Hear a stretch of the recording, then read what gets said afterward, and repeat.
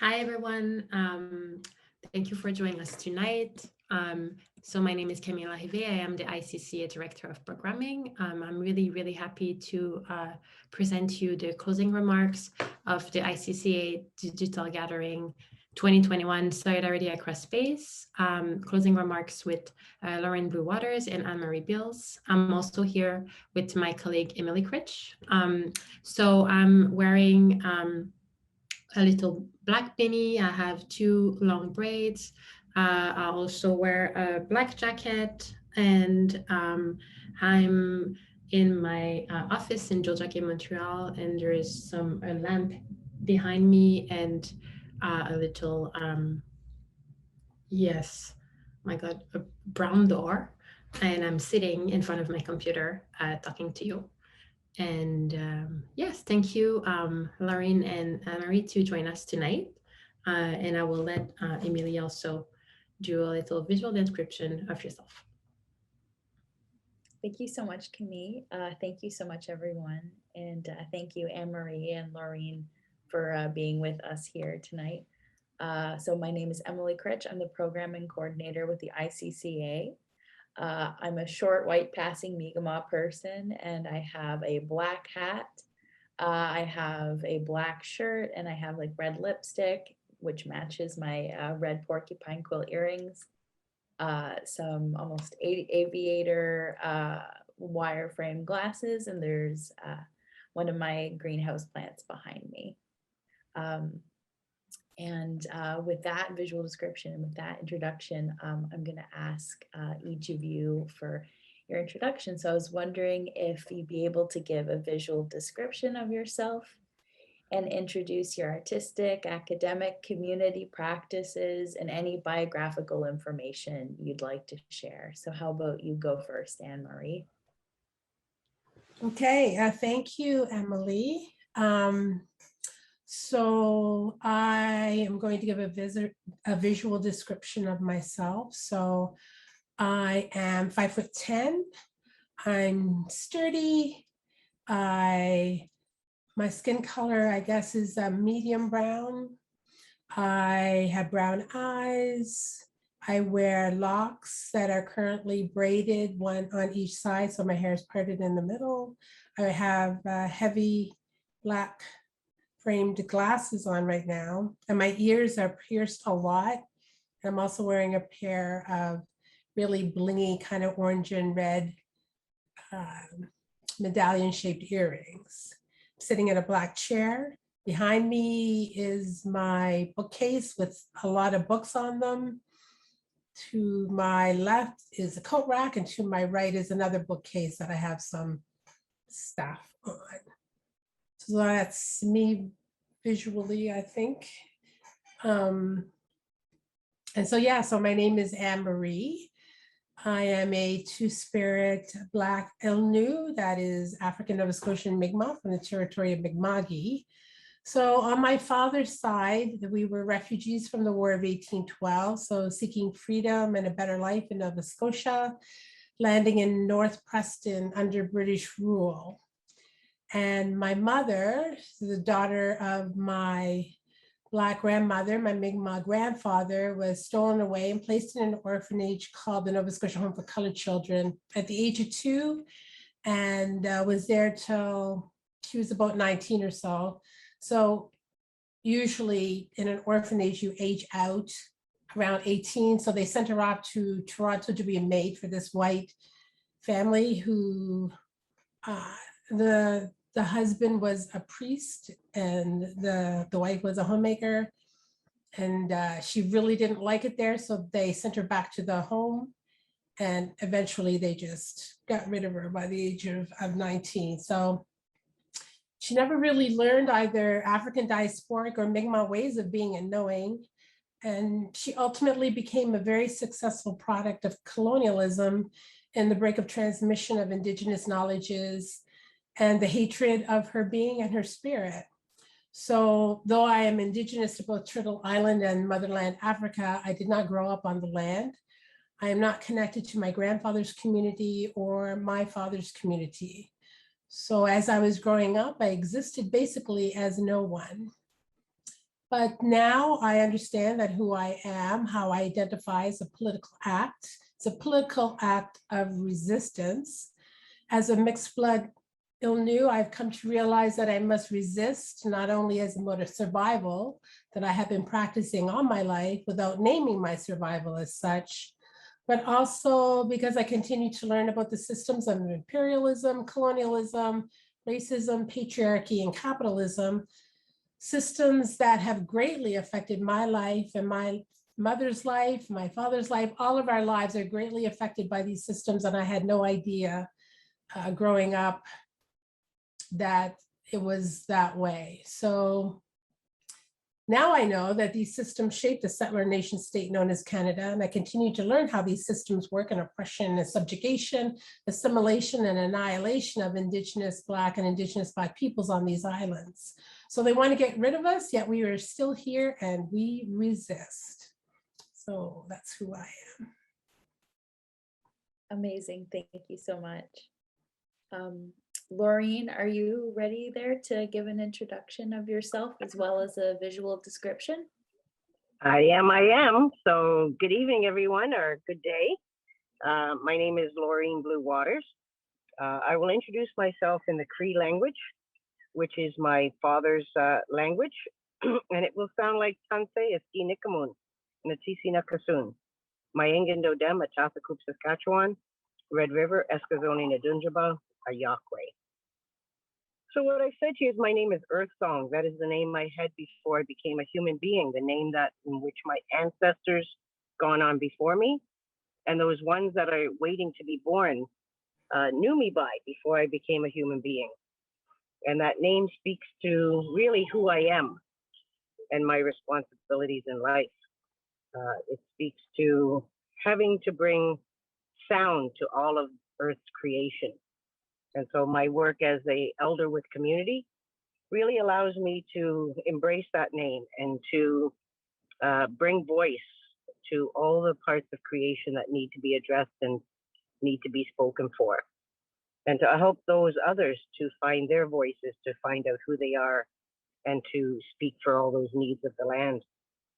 I've also told you that my family is from Atafakup, Saskatchewan, and Red River on my father's side, on my paternal side, and also Eskazoni First Nation, which is my mother's side.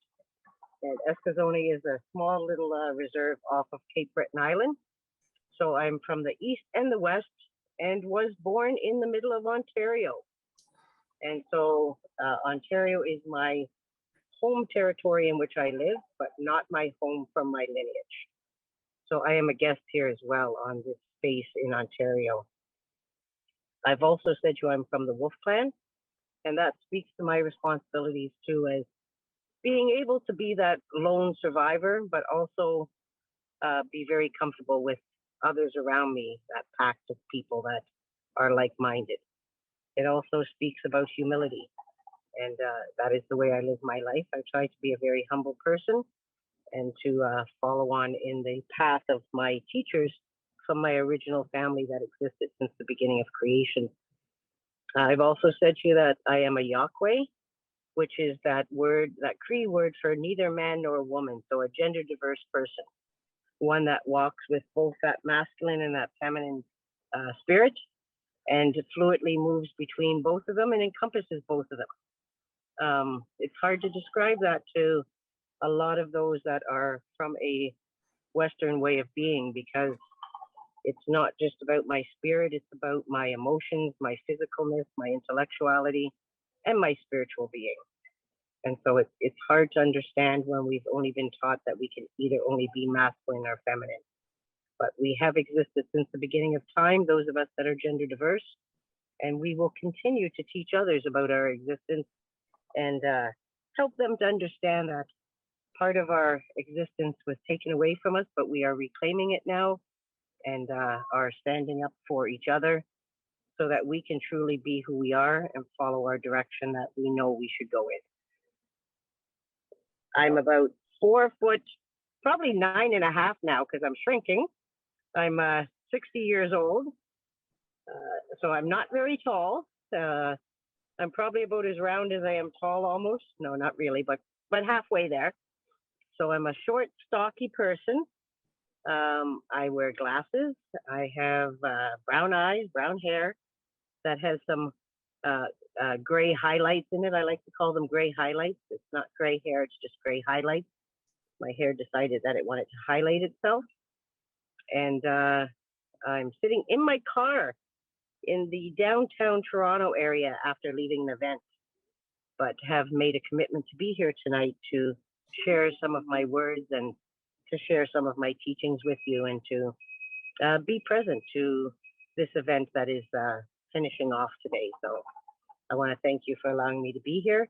You can just simply call me Blue. That's my preferred name. And my pronouns are they, them, being as I'm not all of one and all of another. So I like to think of myself just as that English word, they or them, meaning more than one. So thank you for having me here. Thank you so much to the both of you for being here with us this evening and to be able to share.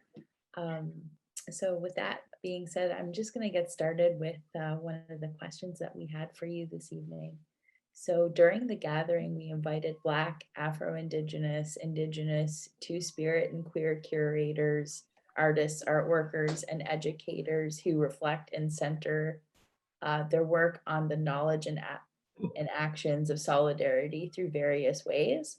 And we were wondering if each of you could share the ways solidarity is considered and enacted in the work that you do. And also, what are some life experiences or teachings that have impacted your relationships with solidarity? So whoever would like to go first can share. Ann Marie, are you older than me? Yes. Then you can go first.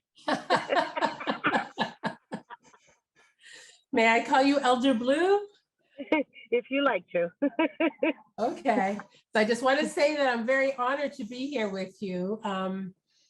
I've heard you speak at Land Back Powwow. It wasn't called Land Back Powwow, but to me it was Land Back Powwow. And I was just blown away by the sharing of your words. So I'm very honored to be here with you. And also, I'm very honored to be closing this wonderful ICCA digital gathering, Solidarity Across Space.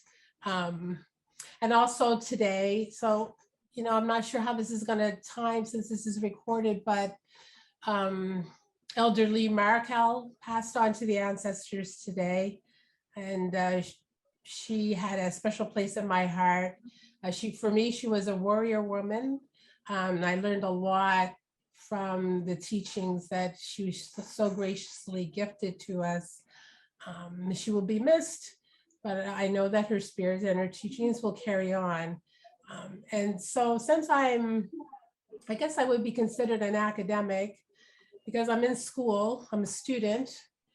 And I do community-based research. So some of the things that she shared with us around, you know, really critical insights in understanding the intersections of indigeneity and colonialism and feminism and the patriarchy and how they come together and how they can work as forces against us was really quite eye-opening for me. And I'm always be grateful for her teaching. So I just wanted to honor Elderly Markel's spirit here. And so I'm thinking about some of the life experiences, so that would be some of the teachings that I've had.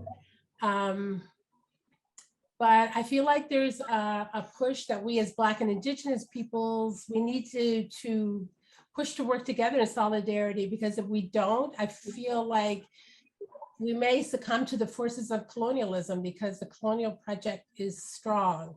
And so when I speak about being an academic, when I speak about being in school, it means that I'm a community-based researcher. So I really believe in lifting up the voices of community, because that's, for me, is what it's all about. But from the academic point of view, I mean, I read a lot of statistics about a lot of things. And so, you know, every single time when it comes to economic and social well-being for Black and Indigenous peoples in colonial Canada, we are always on the bottom. We never make as much money as the white man. We suffer so much racism in healthcare. We suffer so much more chronic diseases. We die so much earlier than white people. We look at the stats for children in care, and we see that invariably, always, Indigenous and Black children in care is disproportionate related to white children in care. So when we look at adequate housing, food security, employment, education, Black and Indigenous peoples, we're always underrepresented in this colonial state.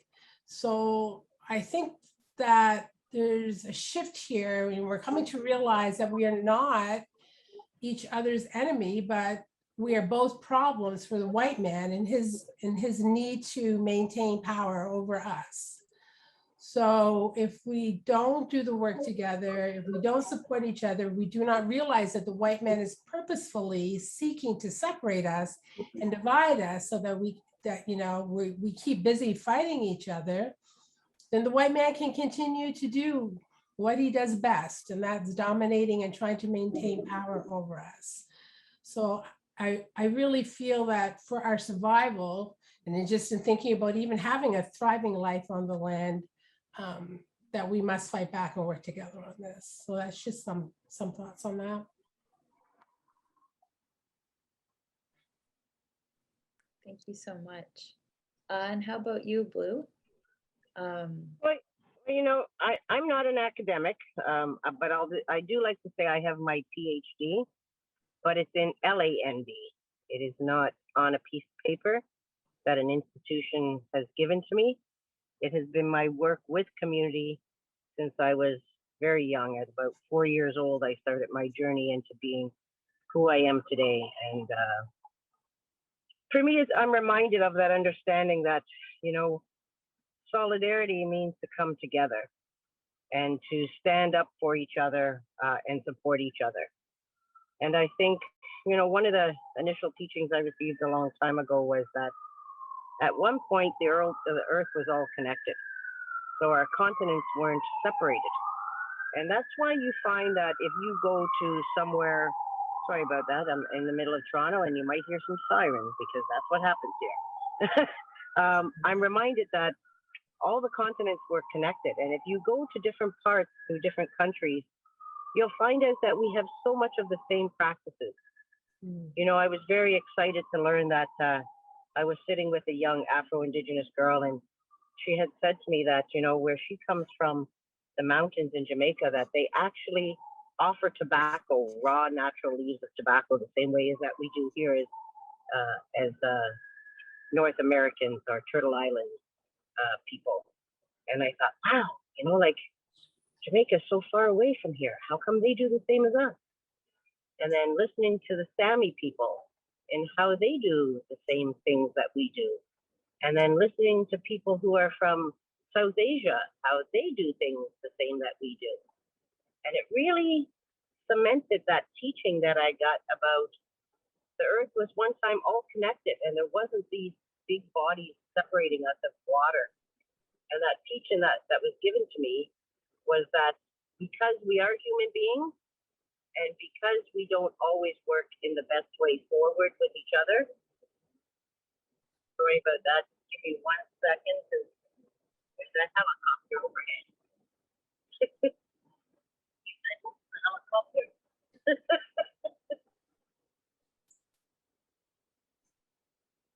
That's very loud.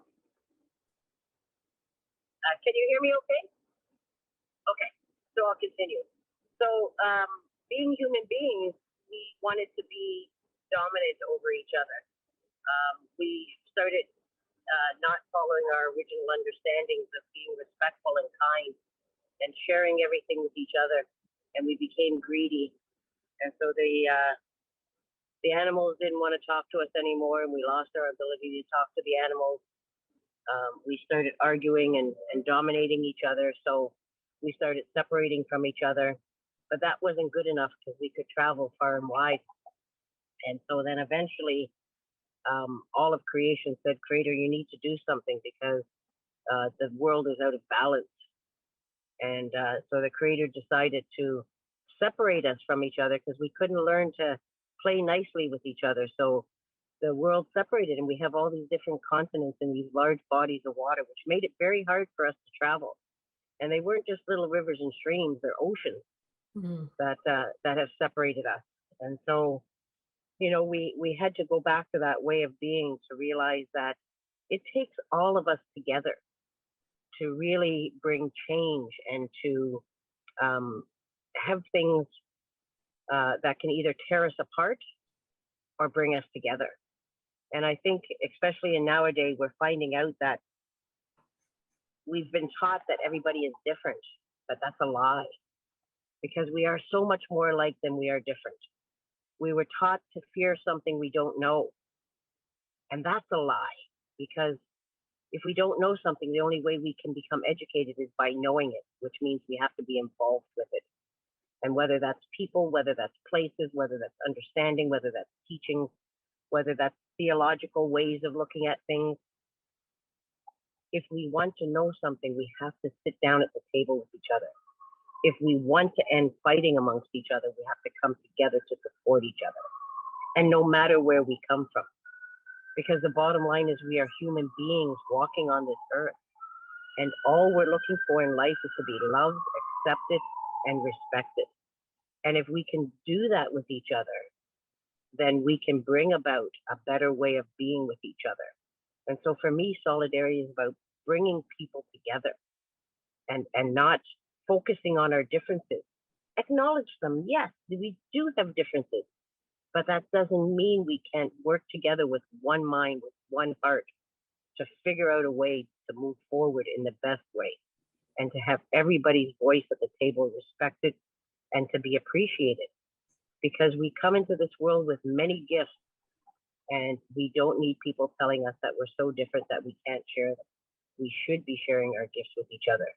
We should be sharing our abilities and our strengths and being vulnerable at the same time, right? We have to be vulnerable if we want to create a meaningful relationship. We can't pretend that we're strong and we know everything, because we don't, right? There's many ways, you know, I always refer to things as a roadmap. Something that a lot of young people don't know anymore today, those paper roadmaps, because we have GPS now. You know, GPS systems tell us the fastest way to get there. But in going the fastest way, sometimes we miss the scenery along the road. And so I like to refer to life as a roadmap. And if you look at an old-fashioned roadmap and you circle the spot in which you want to go, you can see that there's many routes to get there. And, you know, some are quicker than others. But sometimes it's not about being quick. It's about enjoying the journey to get to where you want to go. And it's not about being fast. It's about being conscious about what you're doing and where you're going and how you're getting there. And so for me, I'm reminded of that when we talk about solidarity, that there's many roads that each of us walk. Sometimes we can walk together side by side, shoulder to shoulder, support each other, and then that person disappears from our life. It doesn't mean they left us. It means that they needed to go on a different journey to get what they needed and to support where they were needed to help. And then sometimes they come back and cross over and we meet them again. And there's no guarantee for how long we walk with each other.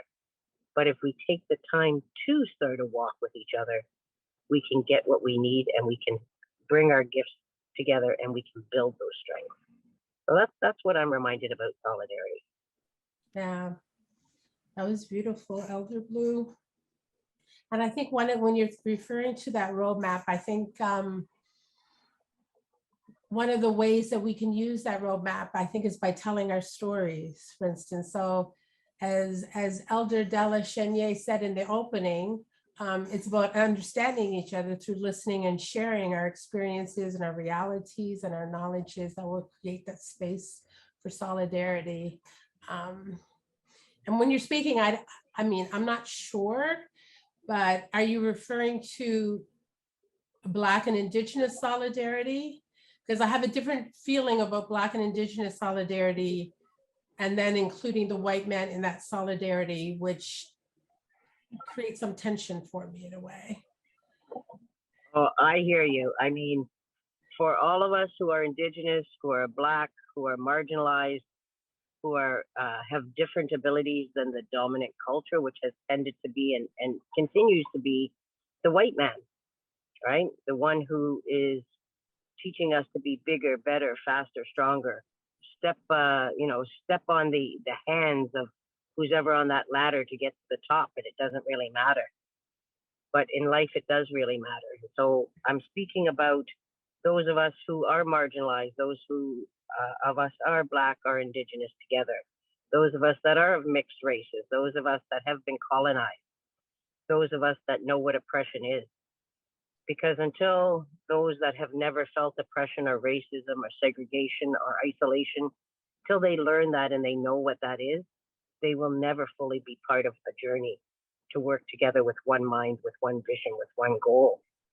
And so if the rest of us all come together, sooner or later, you're going to have that mentality from those who are the colonialists say, wait a minute, I'm missing out on a whole bunch of things here. How come I'm not invited to that table?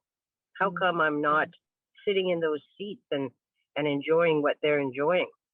And that's when we can say, are you ready to unpack your mind? Are you ready to let go of those oppressions and those segregations and that racism and those phobias that you've brought to us? Are you ready to learn in a new way? Because obviously you see your way hasn't worked. And now we're coming together, and we're coming together without you, unless you're ready to be part of unlearning that way and understanding that we all matter, not just you and who you deem matters, but we matter as a human race, and we matter of those who have been marginalized, oppressed, segregated, separated, isolated, and made to be feel less than. And so are you ready? Are you ready to unpack your colonistic ways and start to work for the good of all people to create that equity and diversity and inclusion? Because you speak those words, but you don't do them.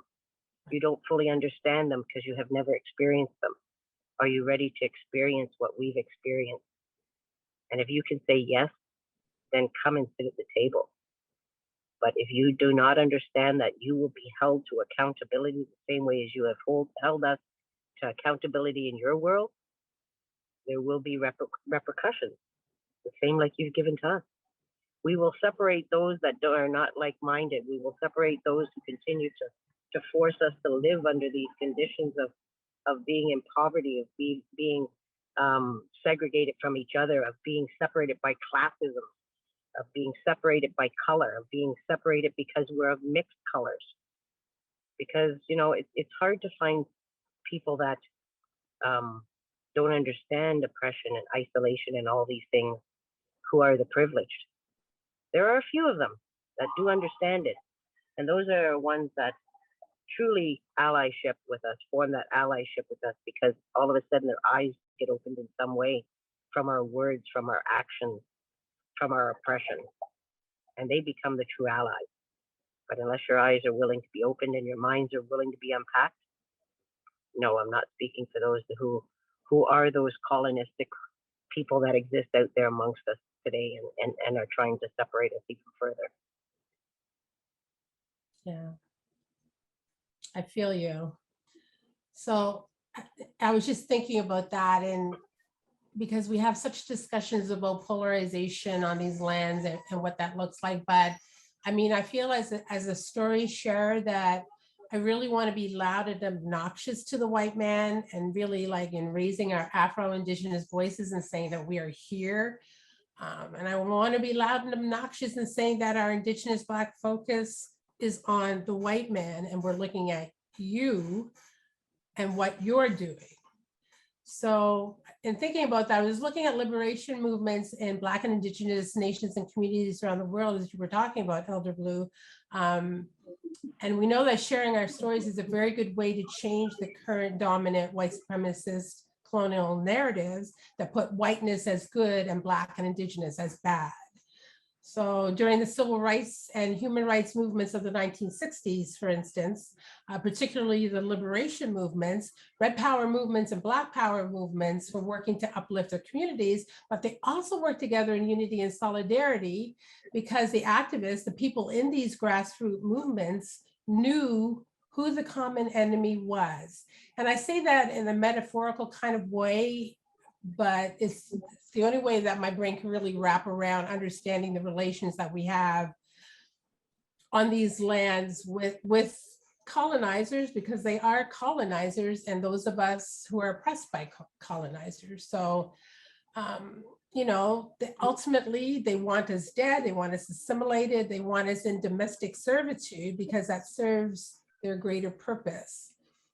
And I think another important piece of understanding solidarity within Indigenous and Black communities is understanding how we got here. So by understanding how colonial Canada has attempted to cover up the genocides and the assimilation strategies to rid governments of the Indian problem, and European empires, especially the British Empire, that ended up colonizing this nation state and enacting the Indian Act of 1876, we come to know the why of how European countries became so wealthy with the use of slave labor and theft of lands, the subjugation of chattel, and the use of murder and massacre. So they were the tools that they used to colonize these lands. And so how could we not be affected by this? But yet, if we arm ourselves with this knowledge and understanding how this all came to be, we can refute, like we can change the narrative of the colonial story and rewrite our history with our truths. I think we need to do that as Indigenous and Black people on these lands. We need to reframe the colonial story because it's a false story. And, you know, I'm coming to understand the need for safe spaces on stolen lands for Two-Spirit and Indigenous queer people, the youth in particular, because there are still places where in our Black and Indigenous communities, transphobia and homophobia still exists with anti-Black racism, which can be particularly violent for Afro-Indigenous, Two-Spirit, and Indigenous queer youth. A great space where Indigenous, Black, and Afro-Indigenous people from all over Turtle Island can gather in solidarity is Osigunyu Gajaji Land Back Camp on the lands of the Anishinaabe and Haudenosaunee nations, which I am a visitor of at this time, and where Two-Spirit, Indigenous, queer, trans, non-binary folks gather, participate in ceremony, and share laughter and joy in being our authentic selves. So in just thinking about what you said, Elder Blue, this is a place where I try to maintain my balance in a sense, just kind of leave it all behind for an evening or two and just laugh and be by the fire, just share joy, because it's important to share joy as well. So I'm going to give a big shout out and props to Bangishimo Johnson, Amy Smoke, and Tara Chartrand, whose vision created the space on the land in solidarity and resistance. And I think it's important to name these places and spaces where we can come together in solidarity.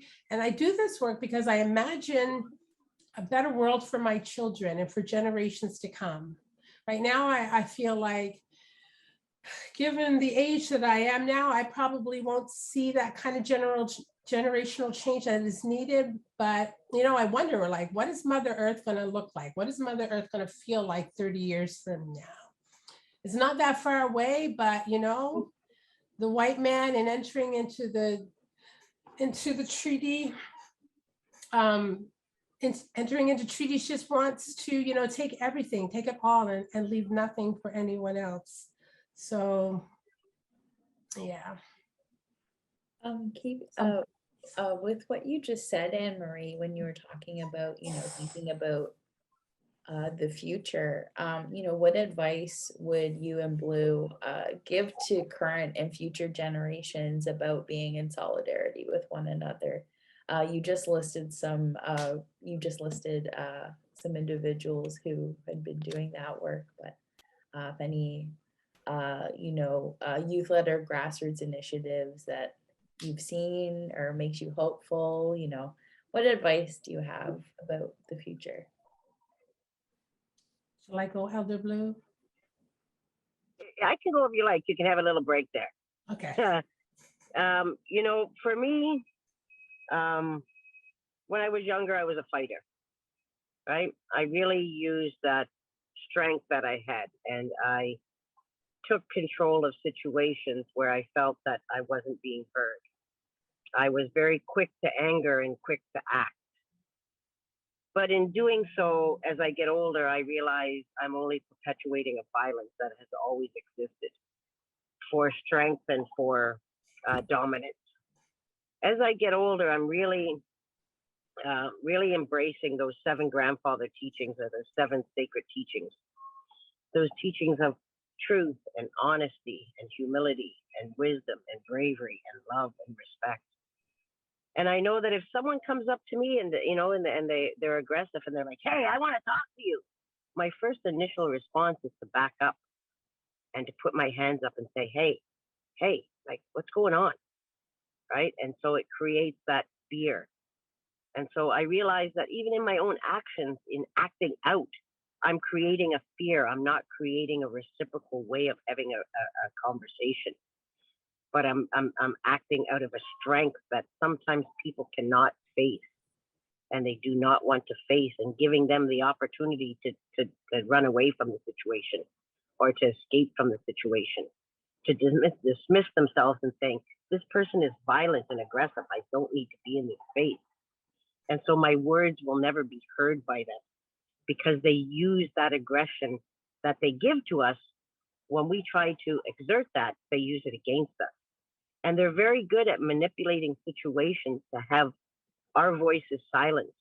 And so for me, I will do what my grandparents and those teachers that have given me. I will come and I will bring them tobacco, and I will ask to sit down with them. And then I will confront them in the ways that I need to confront them, without aggression, without hostility. I will speak those words and hold them accountable to those 7 words. And I will ask them, how are you being truthful in the way that you are treating people? How are you being wise, and how are you being respectful? How are you using those words that you use out there in communities that make yourself look good, but yet when we hold you accountable to those words and to act upon those words with the words that you use, saying, we're going to make change, we're going to create equality, when all along your plan is to not create equality. And you've shown that by your history, by your actions. You are dividing, you are separating people. And so I use those 7 grandfather teachings in the way that I hold them accountable for those 7 words. You know, I speak to them about, how are you showing love for each person who exists in your territory, in your space, in your work, in your group, in your, whatever it is you're doing, when you are oppressing them, when you are silencing them, when you're not paying them fairly, when you are not allowing them to have sick days to take care of their families so that you can profit. So I use those words in a quiet way. And when I'm meeting with someone who I know is very aggressive, and someone who has always used a dominance way of being, I talk even quieter, because it forces them to listen more intently. And so I take away those methods in which they think they're going to agitate me and confront me, to lose my composure, to act out in anger, and to respond in ways that can be considered aggressive. I don't give them that opportunity. And I think some of our great leaders who have advocated for solidarity have used that method. And every time they started to be more knowledgeable in the methods in which they were delivering those words of wisdom about solidarity, they were assassinated. They were killed, because they could not be in the same space as them, because they were being held accountable to something they couldn't fight against. And so I think, there is space for both of those mechanisms to work. We have to have our warriors on the front line. We have to hold strong in some ways, but we also have to be able to sit at those tables and negotiate with them in ways that they can't run away from, that they are held to accountability in a way, in a space where they can't escape from, and go back to that understanding that this is why I don't talk to these groups, because they're violent. This is why I don't partake in any of their events, because they're so aggressive, and they're using language that is not acceptable because children may be here, but yet behind doors they curse, they swear, they oppress, they use negative words, but yet in public they try to make themselves look like they are so righteous and so do-gooders. And so sometimes we have to fight fire with fire. Sometimes we have to offer honey and sugar to be able to get that cup of tea, and then we can have conversation. So it's a delicate balance, and we need both mechanisms to work within. And I see myself in the role that I play in communities and in speaking and sharing my understandings is not to be that aggressive person, because I was that aggressive person and it wasn't getting me anywhere. I didn't have the strength and the backing behind of other people. But nowadays, we have those that are willing to work with us. Because when we look at all the marginalized people who have been colonized, if we all got together, there would be no oppressors, because we would be the majorities. We are the majorities now where we were once the minority. And so focusing on bringing all those who have been oppressed, sharing those understandings, because they know what it's like to be oppressed. So if we bring them into our fold now, we become that larger group of people. And when our voices are loud and strong enough, we will be heard, because we have been forced to be silent and separated. But now people are seeing that we are more alike than we are different. And so we're standing shoulder to shoulder now. Even those that have been the colonists are turning away from their own ways in which they learned, because they see the world is not getting better, and they are concerned for future generations, right? They are concerned for themselves and future generations. So they see that what is happening is not working. And so now they're looking for guidance from us who have been marginalized and oppressed, because we are the majority now, and we will continue to be the majority until they become a minority and their ways become a way of a path, not a way forward. I think about that as well, Elder Blue, in a sense of understanding, trying to understand why isn't that we haven't come together in a sense. I feel like I'm more of a revolutionary, and I just want to just burn it all down, as Hershwalia says. That's kind of my frame of mind right now, because I feel like sometimes the colonial mindset, the colonial project is so strong in that the messaging is constant here in colonial Canada.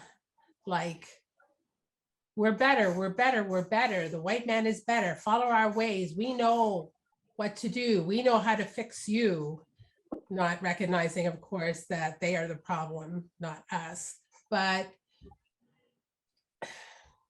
the messaging is constant. And I feel like sometimes it's almost like internalized oppression that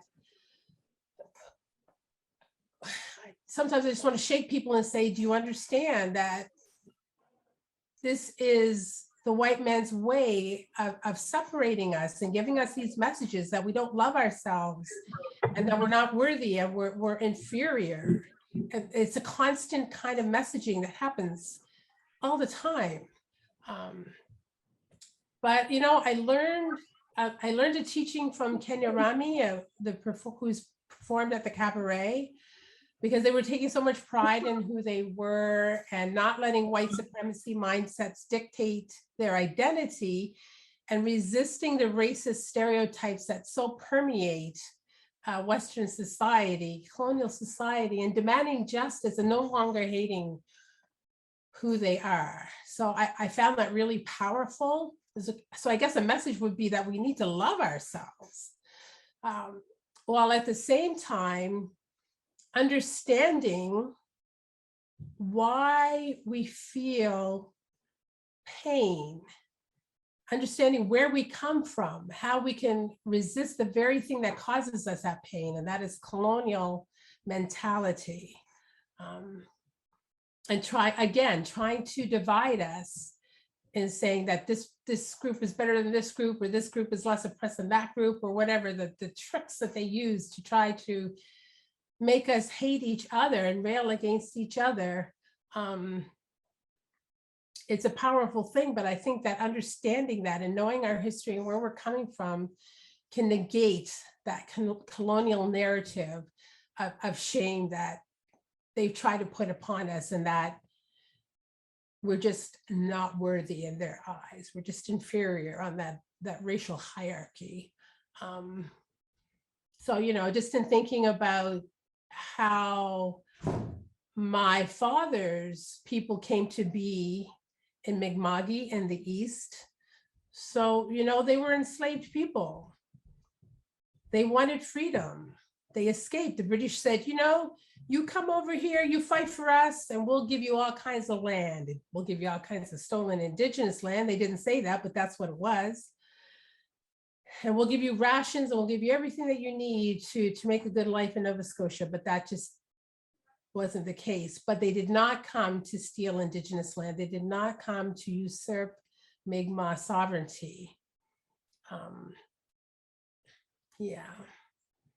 But we can't continue to let that message permeate our thoughts and our souls, because it's just so detrimental to our well-being. As the colonial project rolls on, continuing to steal land, continuing to steal our children and put them in care. The white man does not want us to fight back. And so to keep us divided is a colonial strategy that will prove fruitful until we understand why it is and the way that we are through a colonial perspective on these lands. So disrupting the narrative of the white man, going back to our teachings. Yeah. Great. Any other thoughts, Blue? Oh, we're all good. Oh. Sorry about that. I'm here. Can you hear me? Yes. Yep. Sorry, I lost my signal from my audio, so I don't know why, but it's gone. I mean, my video. You're absolutely right about that. And when you think about life, Ann Marie, when we talk about balance as an Indigenous person, we talk about, balancing that spirituality that we have in the way of our culture, our teachings, our beliefs. We talk about that emotional part of our being. We talk about that physical part of our being, and we talk about that intellectual, that part of that wheel of balance. And, I'm reminded that, when we deal with things only in an emotional way, we're neglecting the other three parts of our well-being. And so we can become out of balance. When we deal with things only in a physical way, and always having to show up and be present and to run ourselves ragged, trying to voice our voices, the other three parts of our well-being suffers. And when we're all intellectual and we deal with everything on an intellectual level, we neglect our emotional way of looking at things, that includes empathy and compassion and love and understanding and our physical way. So, we have to get back to those understandings of being in balance, of utilizing all those resources that we have in our ways of understanding, of using our spirituality, our ceremonies, our way of solving conflicts through coming together with one mind, with one purpose, and to have everyone included in on those conversations and decisions not being made until we are all of one mind, one understanding. And we need to really address our emotions, right? We need to heal from the hurts that we've encompassed and we encountered through our journeys, those wounds of oppression, of racism, of phobias, of isms that exist out there. So we need to heal. And then we also need to become and have those academics in and around us, the ones that speak the same language as the oppressor, the ones that know how to sit at the tables and negotiate and read those papers to have as much understanding as what they've come to make those laws and regulations so that we can fight against them. And then, of course, to respect each other's spiritual way of being, each other's culture, each other's relationship to the one that has created everything and every person and every part of creation for us. And when we can come together in that way with each other to support each other's understandings in those 4 ways of being in balance, then is when we're going to be powerful. And we see that happening now. We see our youth picking up their ceremonies and their culture and their languages. We see them addressing the intergenerational traumas that they were exposed to and starting on their healing journeys and creating that wellness in their whole being. We see them being physically present and showing up now and wanting to bring that unity amongst those that have been oppressed and marginalized. And we see that in our youth being in schools and post-secondary education, in our colleges, in our universities, becoming those lawyers, those navigators, those negotiators, and making sure that our voices are represented in those spaces where we were isolated from. And so we see that balance coming back into play. It can never come fast enough because, we want things fast, but it's taken us over 500 years to be in these spaces, and we're not going to get out of them within a short 10 or 20 or 30 year term. But if we keep guiding each other and supporting each other to keep fighting for our rights that we should have had, fighting to make sure that we are not oppressed over and over again, that's when the change is going to happen. Just my thoughts on that. Yeah, sorry, Anne Marie, you were about to say something when the audio did something there. No, I was just saying to Elder Blue that I too feel that it's in the wind. I'm feeling it. I just hope we don't run out of time. Is my only concern. Anne Marie, I hear you, but then again, when we know that when we rush and we push things when they're not ready, they bend and break, right? If we go to those trees that are not pliable and we try to bend them over and they're not pliable, well, they're going to snap off and then we won't have that. So, sometimes it is that gentle reminder that we can't be forceful to create something that was made in force. Sometimes we have to be gentle to combat and bring that balance. I will take your words to heart, Elder Blue. Willallen. Well, thank you so much for to both of you for sharing your wisdom, beautiful words, also talking about love and fighting those systems and being gentle with others. I think there's a lot of teaching there that we're all gonna carry with us tonight. So thank you so much for your generosity and sharing your teaching with us. Also, I just want to say if people miss some of our events for the 2021 digital gathering, it's still possible to go on our website, icca.art, to see any of our other events that we mentioned tonight. Thank you so much again. Thank you for inviting me here, and Anne Marie, pleasure sitting with you, and Emily, and all those that have made this possible and allowing our voices to be heard tonight and shared with each other. So, miigwech, hi, Willallen. I feel the same. Thank you so much for creating this space where we can speak our words and have conversation, because as Elder Blue says, no one has all the answers, and we go forth in the ways that we know, and but I feel that we will see a change. Yeah. So Alalan to all of you.